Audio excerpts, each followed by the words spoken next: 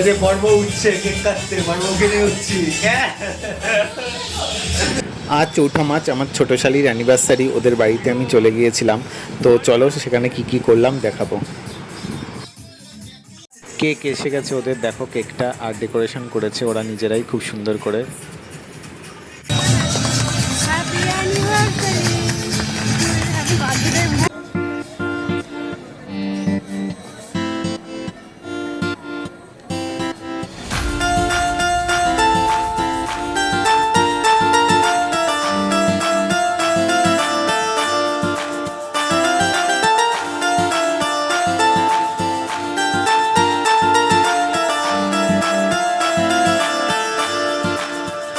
Cake কাটা, মালা বদল এসবের পরে সবাই এক এক করে খেতে বসেছিল।